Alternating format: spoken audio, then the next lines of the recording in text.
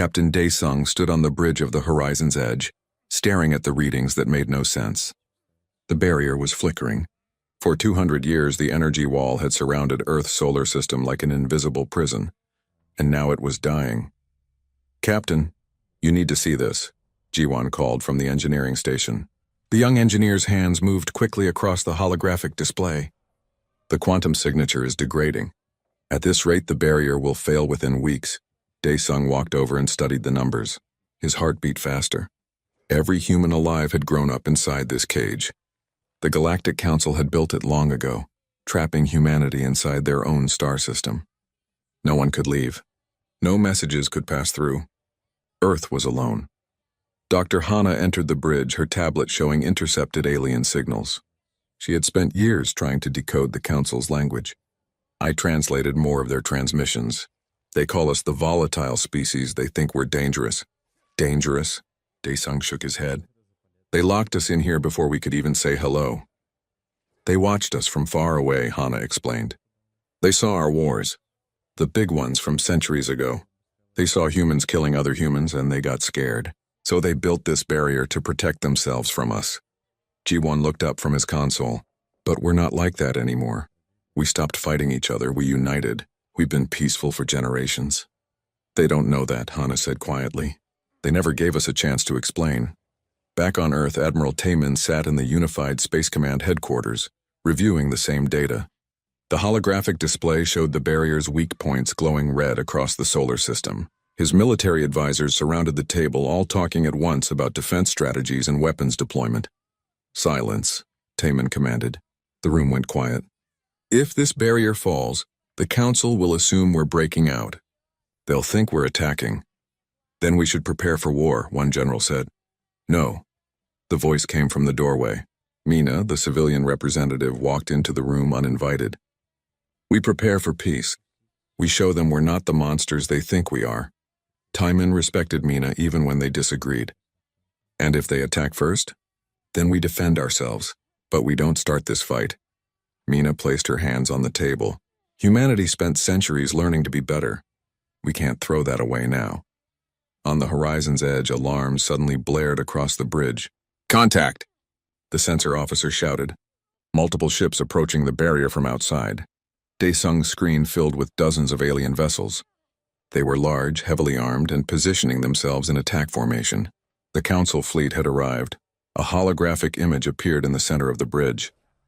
It showed a being made of what looked like living crystal, its form shifting colors as it spoke. The universal translator converted the alien sounds into human language. "I am Thelraeon, ambassador of the Galactic Council. We have detected critical failure in the containment barrier surrounding your system. This message serves as official warning. Any attempt to breach the barrier will be considered an act of war. Any human vessel that exits your designated zone will be destroyed." "This is not negotiable." The hologram vanished before anyone could respond. "Friendly bunch," Ji-won muttered. Dae-sung stared at the spot where the ambassador had been. "Open a channel. All frequencies." "Captain, they won't receive it through the barrier," the communications officer said. "Do it anyway." The officer nodded and opened the channel. Dae-sung took a breath and spoke clearly. "This is Captain Dae-sung of Earth's deep space vessel Horizon's Edge. We received your message. We are not trying to break your barrier. We are not your enemy. We only want to talk. We are not the same species you observed centuries ago. Please give us a chance to prove it." Static answered him. The barrier blocked everything. Young Sik, the second in command, stepped beside Dae-sung. "They can't hear us through that wall, and they don't want to listen anyway. Then we find another way." Dae-sung turned to his crew. "Ji-won, can you analyze the barrier's decay pattern? Find out exactly when and where it will fail first." "Already on it, Captain." Dr. Hana pulled up historical records on her tablet. "I've been studying everything we know about the Council. They're a confederation of 47 species. Most of them evolved on peaceful worlds. They never had world wars like we did. When they found each other in space, they just started cooperating naturally.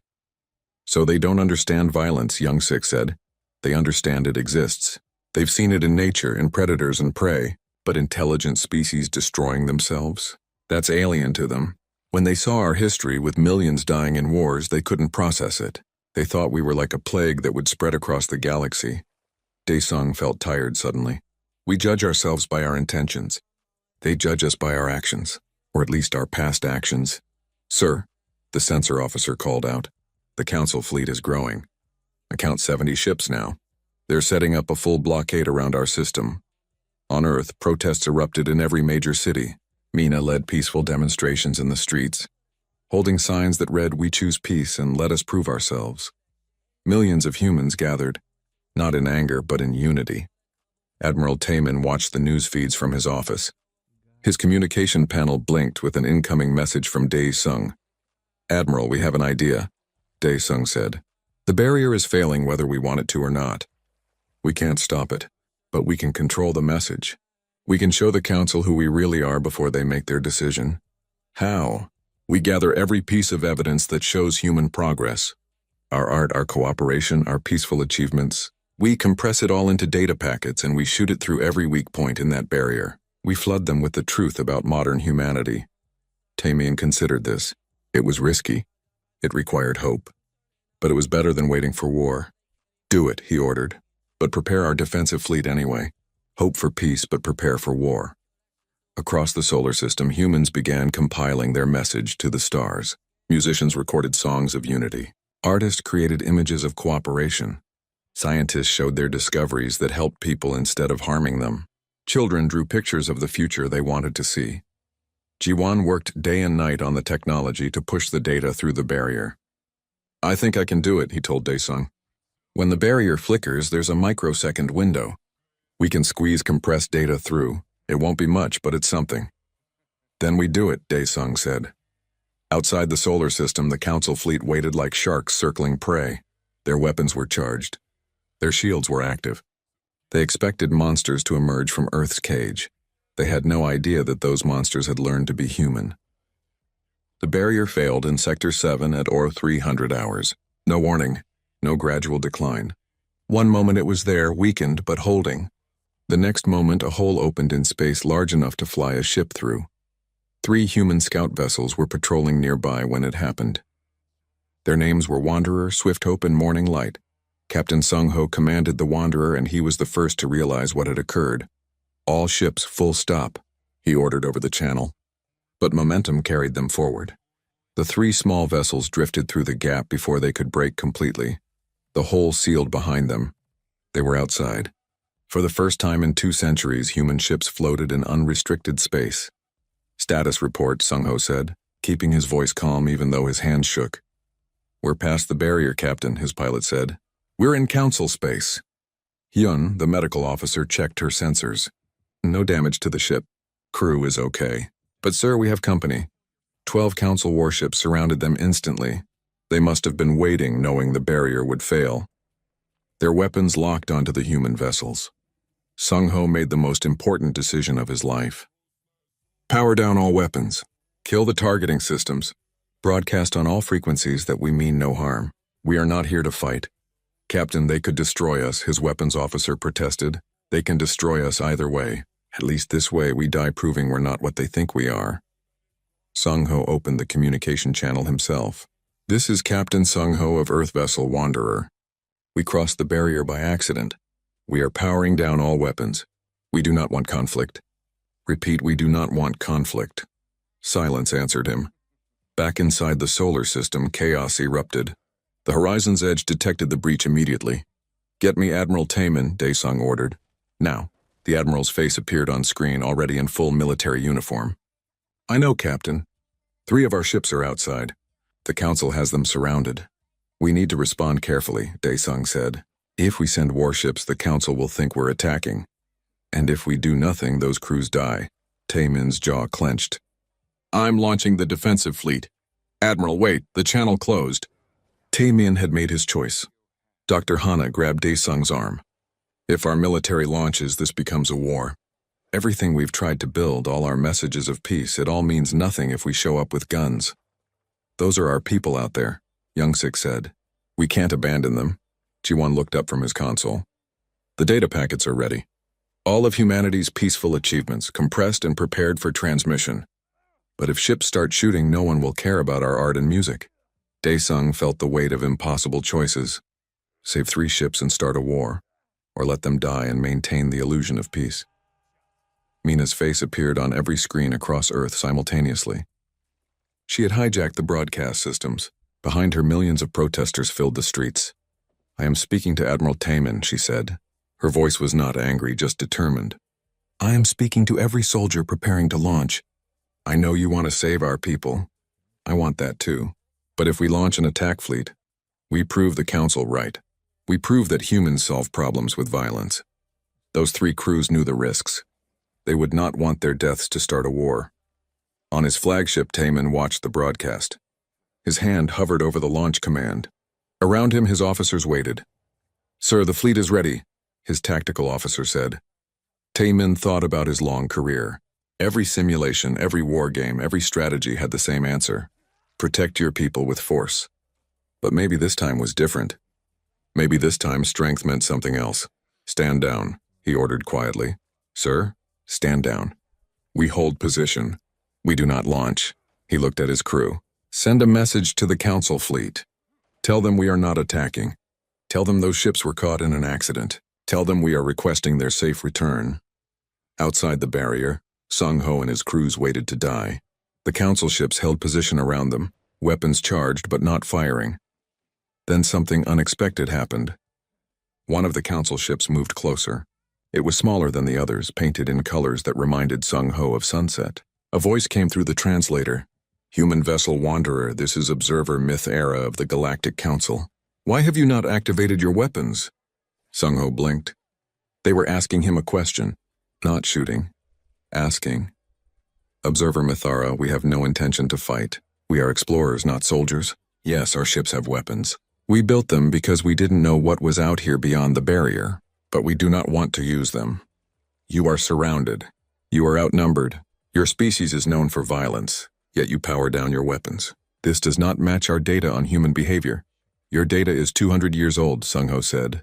"We've changed. We grew up. We learned from our mistakes." A long pause followed. Then Mythara spoke again. "I am recording this interaction. The Council will want to analyze it." Hyun activated her communication panel.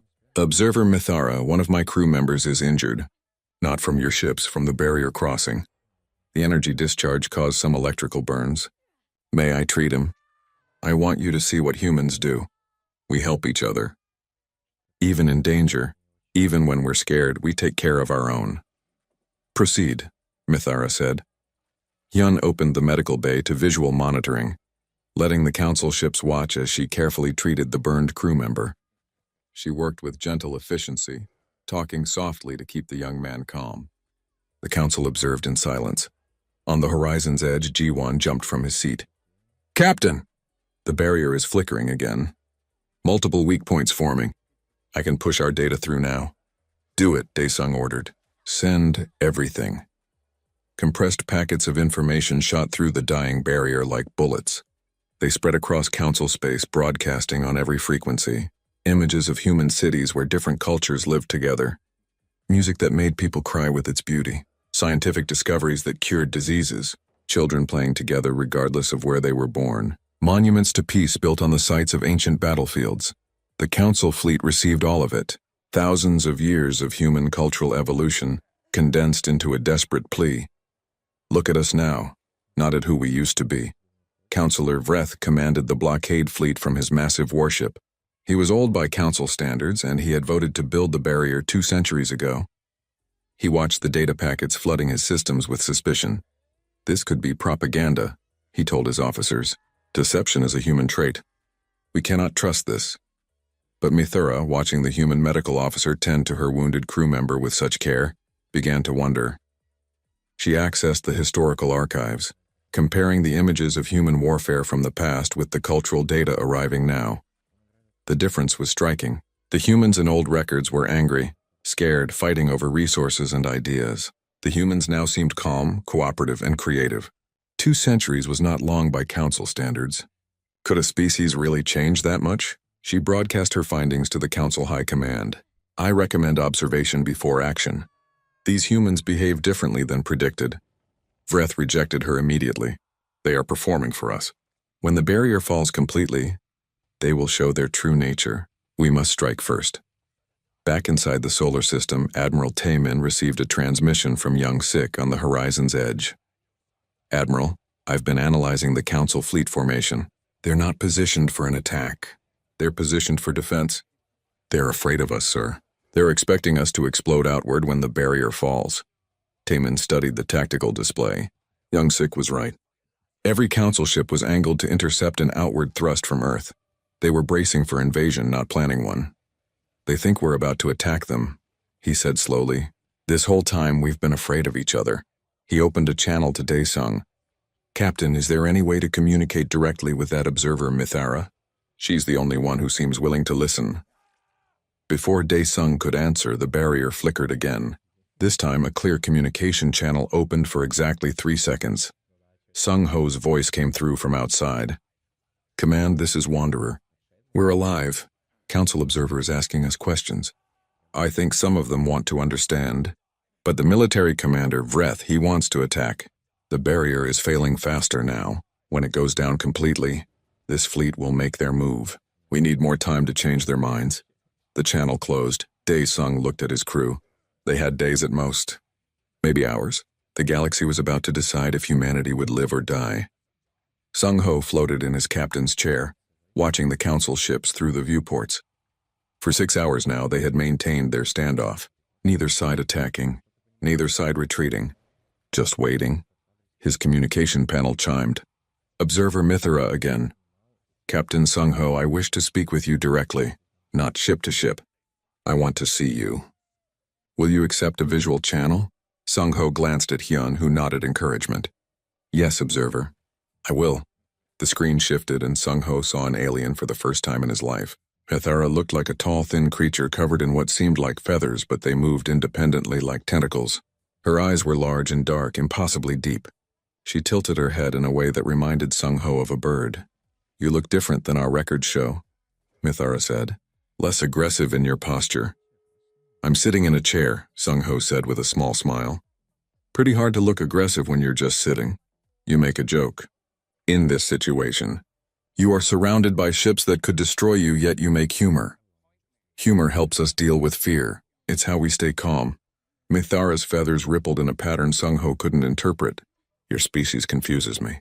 Our data says you are warriors, killers. But I watch your medical officer treat her crew with such gentleness. I hear you laugh when you should be terrified. I see you with weapons powered down when logic says you should fight for survival. Which is the real human? Sung Ho thought carefully before answering. Both. We can be violent. We have that capacity. But we can also choose not to be. That's what makes us human. We have the ability to decide who we want to be. Your history suggests you choose violence. Our old history, yes.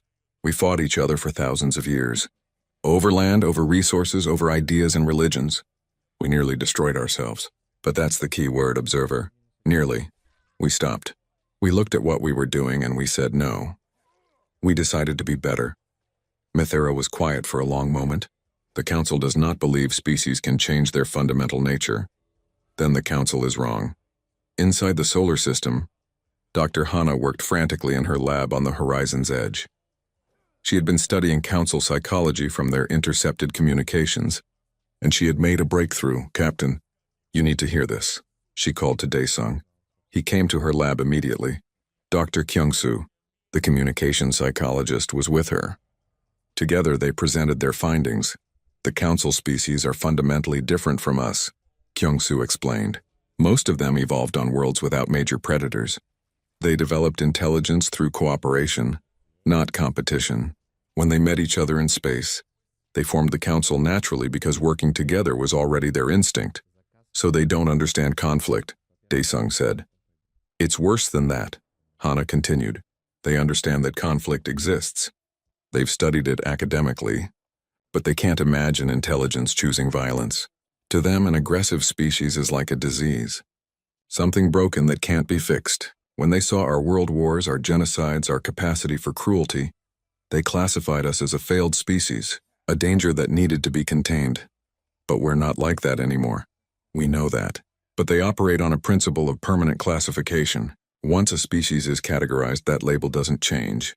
They've never encountered a species that fundamentally altered its own nature through choice and effort. Dae-sung felt a chill. So no matter what we do, they'll always see us as violent. Unless we can show them that change is possible, Kyung-soo said. We need to make them understand the concept of redemption, of growth. These are alien ideas to them, but not impossible ones. Ji-won rushed into the lab. Captain, I'm picking up a transmission from outside the barrier. It's spreading through council networks. I think it's Mythara. They crowded around the monitor. The observer was indeed broadcasting, and her message was reaching other council ships and stations. I have observed the human vessels for extended time, Mythara said in her report. Their behavior does not match predictions. They demonstrate restraint, cooperation, and emotional complexity. The medical officer refers to her patients as family, though they share no genetic relation.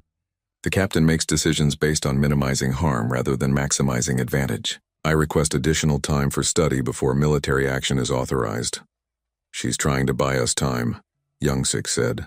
But will it work? The answer came quickly. Councillor Vreth's response broadcast on all channels, meant for the entire council to hear. Observer Mythara's report is noted and dismissed. Humans are performing behavior they believe we wish to see. This is manipulation, not genuine change. When the barrier fails, they will reveal their true nature. The military fleet is authorized to use force if any additional human vessels cross the boundary. This council will not risk galactic safety on optimistic speculation. On Earth, Mina read the intercepted transmission and felt her heart sink. She stood before the crowds that had gathered in every city, millions of people who wanted peace but feared they would get war. They won't listen to words, she told them. They won't trust our messages. They need to see action. Real undeniable proof that we've changed. What kind of proof? Someone shouted from the crowd. Mina thought about it. What could humanity do that would speak louder than any message? Then she had it. She contacted Admiral Taemin directly. Admiral, I need you to do something that will sound crazy. I'm listening. Order the entire defensive fleet to power down their weapons. All of them. Every ship. Make them defenseless. Taemin stared at her through the video feed. That would leave Earth completely unprotected. Exactly. The Council thinks we're going to attack when the barrier falls. Show them we're not. Show them we're willing to be vulnerable. That's the only proof they'll believe. And if they attack anyway, if Vreth decides to strike first, then we die. But at least we die as who we really are, not who they think we are. Taemin closed his eyes. Every instinct, every bit of training, every strategic principle screamed against this idea. You never left yourself defenseless, never. But Mina was right. Words wouldn't convince the Council. Only actions would. He opened a channel to the entire Earth defense fleet. Hundreds of ships, thousands of crew members, all waiting for his orders. This is Admiral Taemin. I am ordering all ships to power down weapons systems. Deactivate targeting arrays. Lower shields to minimal. Show the Council we are not a threat. The channel exploded with protests. Captains and commanders all arguing, all saying the same thing. This was suicide. I know what I'm asking, Taemin said quietly. I know the risk. But we have spent 200 years proving to ourselves that we're better than we used to be. Now we have to prove it to the galaxy. If we show up with guns blazing, we prove Vreth right. We prove that humans only understand violence. I won't let that be our legacy. Power down. That's an order. One by one, reluctantly, the fleet complied. Hundreds of warships went dark, their weapons offline, their shields minimal. They hung in space like targets, defenseless. The Council fleet detected it immediately. Confusion spread through their ranks. The human fleet is powering down, one officer reported to Vreth. All of them. They're making themselves vulnerable. Vreth studied his screens with suspicion. It's a trick. It must be a trick. But Mythara, watching the same data, felt something shift in her understanding. No species would leave themselves defenseless as a trick. The risk is too great. This is genuine. They are showing trust. Councillor Pralis, the head of historical archives, joined the conversation from Council headquarters. She had spent the last hours reviewing Earth's transmitted data.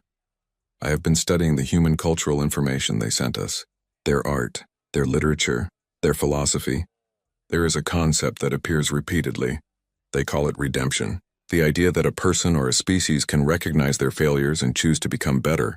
This concept appears in nearly every human culture across their entire planet. Philosophy is not evidence, Vreth argued. But action is, Pralis countered. And right now, They are acting in a way that contradicts our predictions. Perhaps we need to reconsider our classification. Back on the Wanderer, Sung-Ho received a message from Earth Command about the fleet standing down. He looked at his crew and made a decision. Observer Mythara, can you see what's happening inside the solar system? Can you see that our entire defensive fleet has powered down their weapons? We can see it, Mythara confirmed. Then you see the truth. We are not preparing to attack. We never were. We just want a chance to live, to be part of the galaxy, to show you who we really are now, not who we used to be. Hyun activated her medical scanner and held it up to the screen. Look at this data, Observer. These are the readings from my crew member I treated. You can see his stress levels, his fear response, but you can also see something else. Look at his brain activity when I was helping him. That's trust. That's what humans do. We take care of each other even when we're afraid. Mythara studied the data in silence. Around the human ships, the Council fleet held position, waiting for orders that would decide the fate of an entire species. The Council chamber was ancient, built from materials that existed before most species discovered fire. 47 representatives gathered in holographic form, their images flickering as they appeared from across the galaxy. They had come to decide humanity's fate. Counselor Praelis accessed the historical archives, pulling up records that hadn't been reviewed in decades. She found something that made her pause. 2 other species had been quarantined in the past. Not for as long as humanity, but quarantined nonetheless. She presented her findings to the Council. The Veltar were contained for 30 years after we observed them hunting their own kind for sport. The Kresh were isolated for 50 years after we witnessed their colonial wars. Both species are now peaceful members of this council. We judged them by their past and were proven wrong by their future.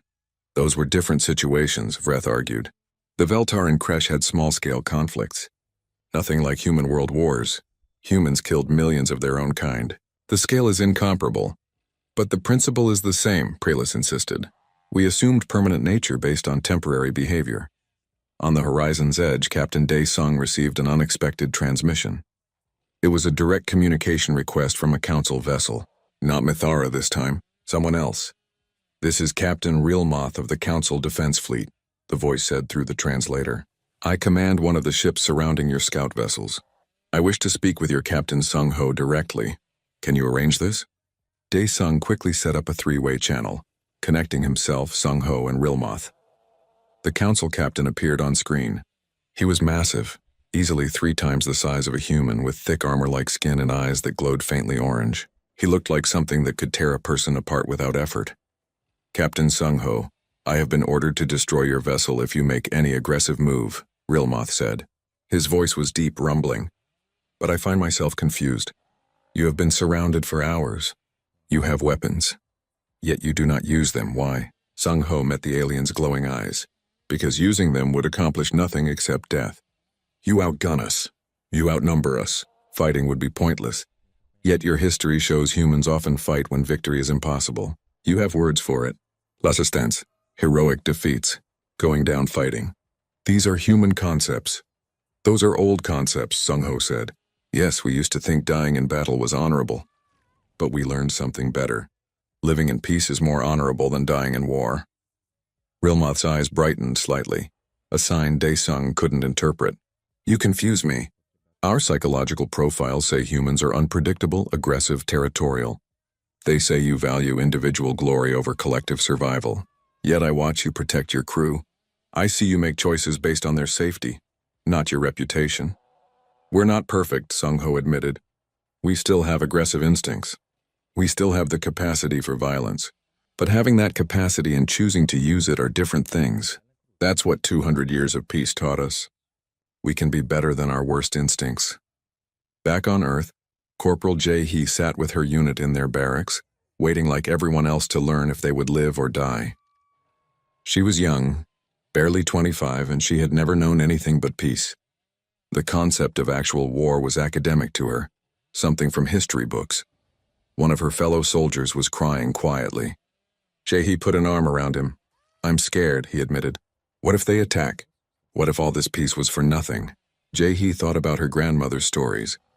The old woman had lived through the last conflicts before unification. She remembered what violence looked like, felt like. She had spent her life teaching Jae-hee one lesson. Redemption is possible, but only through choice.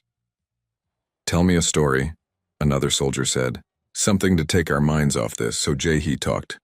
She talked about her family, about how her great-grandfather had fought in one of the final wars, how he had killed people and been consumed by guilt, how he had spent the rest of his life working for peace, teaching children about the horrors of conflict so they would never repeat his mistakes. He used to say that being able to change is humanity's greatest strength, Jae-hee said.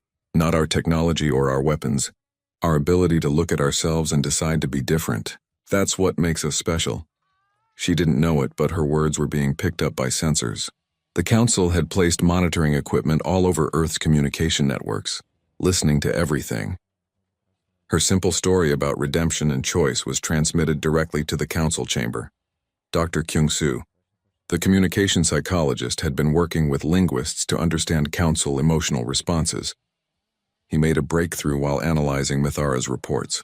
He contacted Dae-sung immediately. Captain, I figured it out. The Council isn't just afraid of what we might do. They're afraid of what it means if we changed. Explain. Think about it. Their entire civilization is built on the idea that species have fixed natures.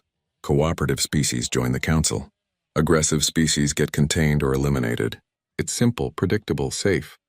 But if we actually changed our fundamental nature through choice and effort, that breaks their entire worldview. It means species aren't fixed. It means nature isn't permanent. That's terrifying to them.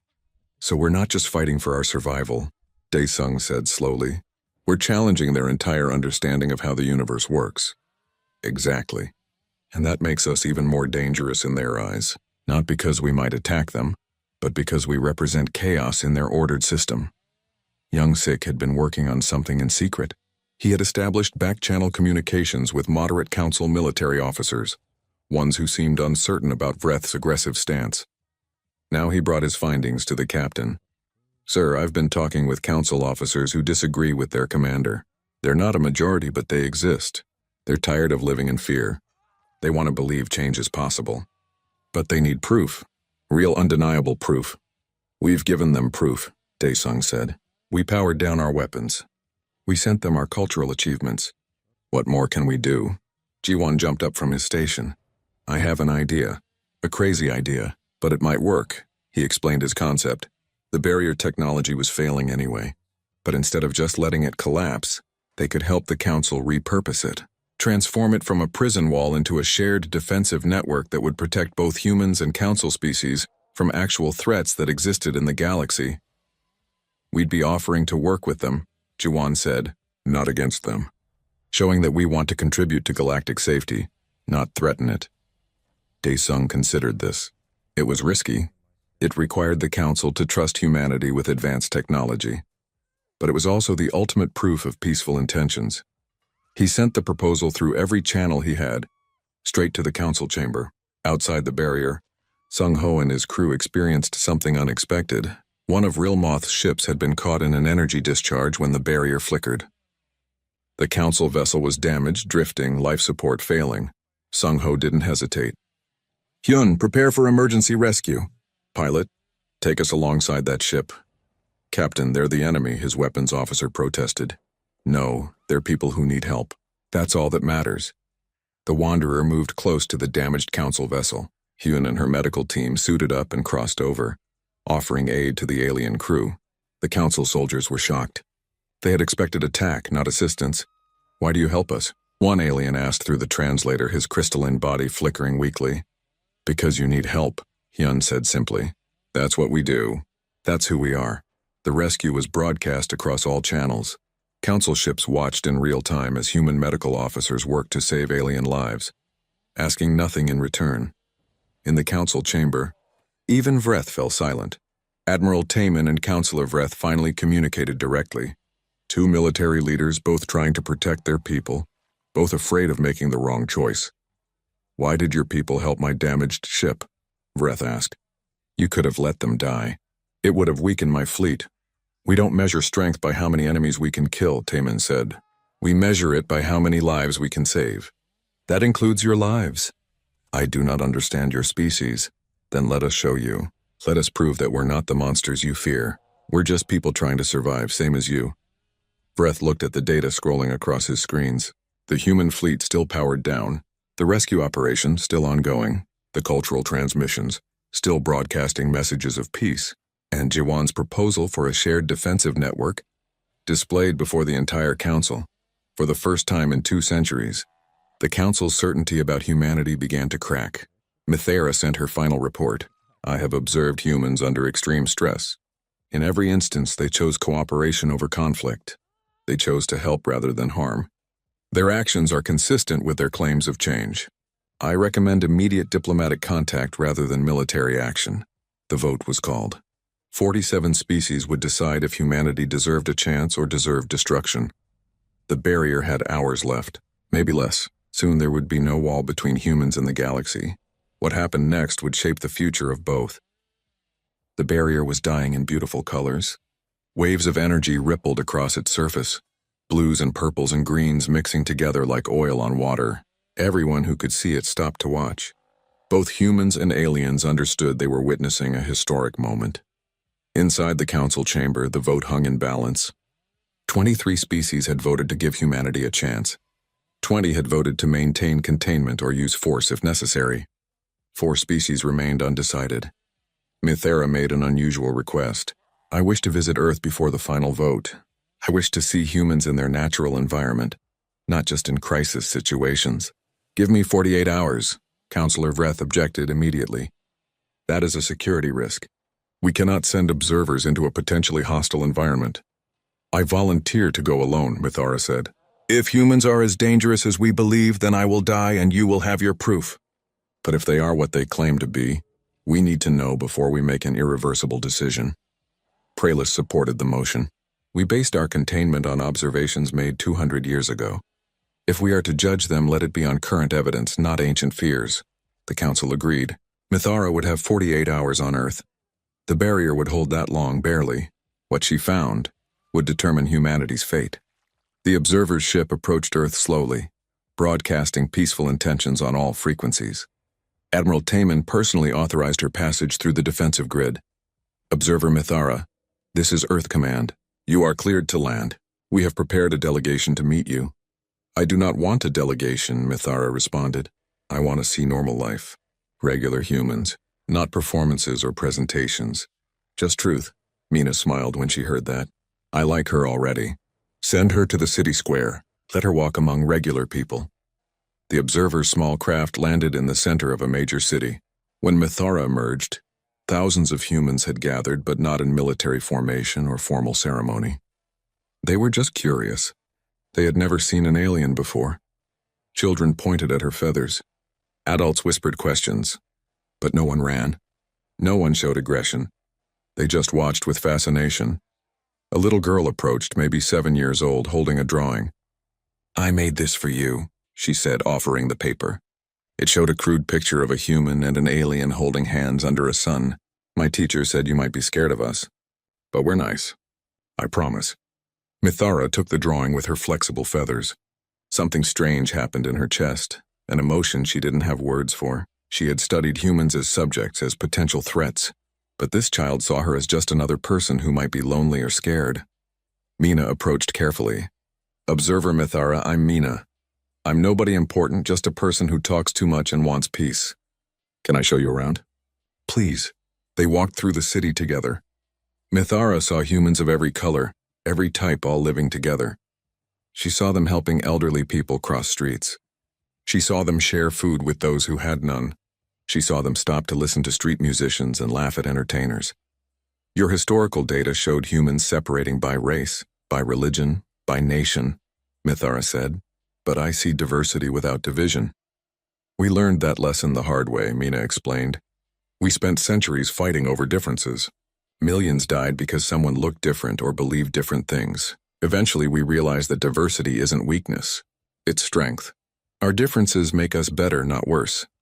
They visited a hospital where Dr. Counci was working. He showed Mythara medical advances humans had made. We used to develop weapons, he said. Now we develop cures. We used to study how to kill more efficiently. Now we study how to save more lives. But you still have weapons, Mythara observed. Your ships carry arms. We do, Counci admitted. Because we're not naive. We know the universe can be dangerous, but having weapons and wanting to use them are different things. We keep them for defense, not conquest.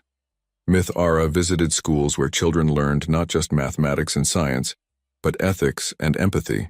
She saw them studying Earth's violent history not with pride, but with horror and determination never to repeat it. One teacher explained their curriculum. We don't hide our past from children. We teach them exactly what we did wrong and why. We show them the cost of violence so they understand why we choose peace. At a memorial built on the site of an ancient battlefield, Mythara saw thousands of names carved in stone. The memorial didn't glorify war. It mourned it. Every name here is someone who died in conflict, Mina said quietly. We built this to remember what we lost.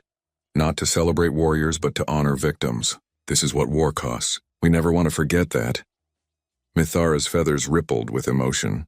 The Council has no memorials like this. We have monuments to cooperation, to scientific achievement, but we have never had to mourn the cost of our own violence. That's why you don't understand us, Mina said gently. You never had to change because you never had to confront what you could become. We did. We looked into the darkness inside ourselves and we chose to walk toward light instead. That choice, that ability to change, that's what makes us human. On the horizon's edge, Daesung received updates about the barrier's collapse. It was accelerating. They had maybe 30 hours left, not 48. Get me Observer Mythara, he ordered. When her face appeared on screen, she looked different. Her feathers were arranged in a pattern that Daesung's translator software identified as indicating deep thought. Observer, the barrier is failing faster than predicted. You need to make your report soon. I am not finished with my observations. You may not have time to finish. Then I will report what I have learned so far. She looked directly at the camera. Captain Daesung, I was wrong. We were all wrong. You are not the species we thought you were.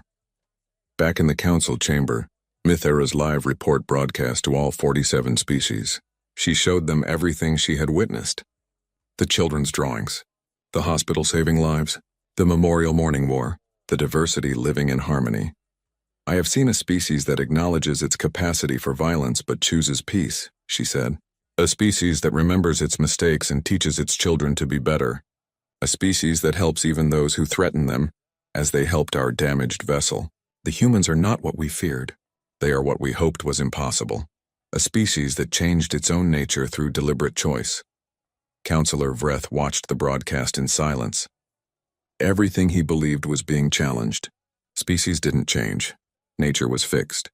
That was the foundation of Council civilization. But the evidence was undeniable. Admiral Taemin received a direct communication from Vreth. The Council military commander looked tired. Admiral Taemin, I have spent 2 centuries believing humanity was a threat, Vreth said. I voted to build your cage. I believed I was protecting the galaxy. Now I wonder if I was just protecting my own fear. We're all afraid of what we don't understand, Taemin replied. The question is whether we let fear control us or whether we choose to learn. Your fleet is still powered down, defenseless. Why have you not reactivated weapons as a precaution? Because trust has to start somewhere. We're showing you that we mean what we say. We want peace, not war. Vreth made a decision. He ordered his fleet to lower their weapons to minimal standby mode. Not fully powered down like the human fleet, but no longer in active targeting mode. It was a gesture of reciprocal trust. The final 4 species cast their votes. When the count was complete, 30 species had voted to give humanity a chance. 17 still wanted containment, but 30 was enough. Counselor Praelis delivered the verdict. The Galactic Council hereby recognizes that humanity has demonstrated sufficient evolution to warrant diplomatic contact. The quarantine is officially ended. Humans are invited to join the Council as probationary members. You will have observers monitoring your activities, and full membership will be determined after a trial period of 10 years. But you are no longer prisoners. You are no longer alone. On Earth, the news spread instantly. Cities erupted in celebration. People cried with relief and joy. 200 years of isolation were ending. Humanity would finally join the galaxy. But the work was just beginning. Jiwan's proposal for a shared defensive network moved forward. Human engineers worked alongside Council technicians to transform barrier technology into something new, not a wall to keep humans in, but a shield to protect everyone from genuine threats that existed in deep space. Captain Daesung's Horizon's Edge became humanity's first official diplomatic vessel. His crew trained as ambassadors, learning council languages and customs. Young Sik became chief liaison for military cooperation. Dr. Hana led scientific exchange programs. Sung Ho and his crew were finally allowed to return home. But before they left council space, Captain Rilmoth requested a meeting in person. The two captains stood face to face for the first time. Rilmoth towered over Sung Ho, but the human didn't flinch. "You could have let my crew die," Rilmoth said. "We were your enemy. But you saved them anyway." "You were never our enemy," Sung Ho replied. "You were just afraid, so were we. Fear makes everyone do things they regret." "I will tell this story to my children," Rilmoth said, "about the day humans taught me that strength isn't about weapons. It's about choosing not to